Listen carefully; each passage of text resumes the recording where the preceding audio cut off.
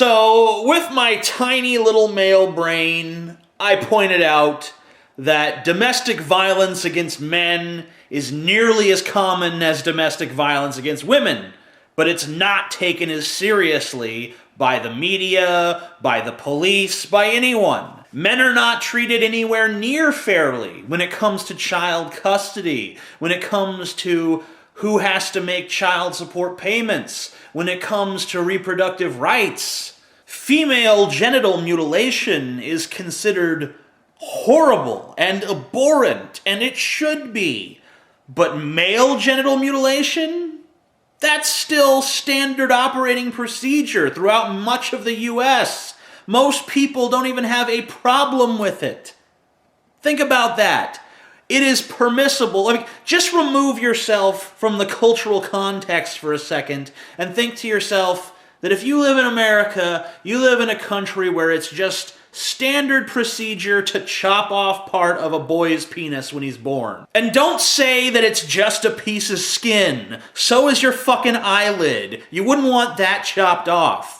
It evolved there for a reason. And if there's really such a compelling case to get rid of it, then why don't you let people decide to get rid of it as adults?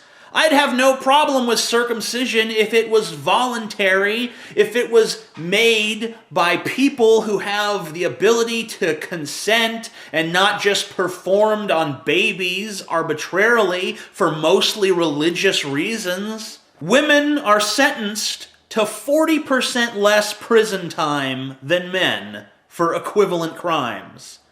So, if you're a man and you steal something, and you're a woman and you steal the exact same thing, under the exact same circumstances, you're going to get 40% less time, statistically. And let's not forget that it's only men who have to sign up for the selective services in the United States. We can be drafted. You know, your wife, your girlfriend, your sister, your mom, they can't be drafted. That's not going to happen to them. No one's going to strap a rifle in their hands and send them overseas to go kill people that have never wronged them. I pointed all those things out, and I honestly, maybe in my naivete, expected some measure of concession, some measure of, well, yeah, I can see your point. But no, the feminists would concede nothing. They still felt that it was absolutely preposterous that I would dare to suggest that there are men's rights issues. No such thing exists. They totally reject it on a visceral level without even considering it, without even looking at the data, without even, giving a cursory glance to the evidence. They completely reject it offhand, doesn't exist. Don't ever bring that in front of me again.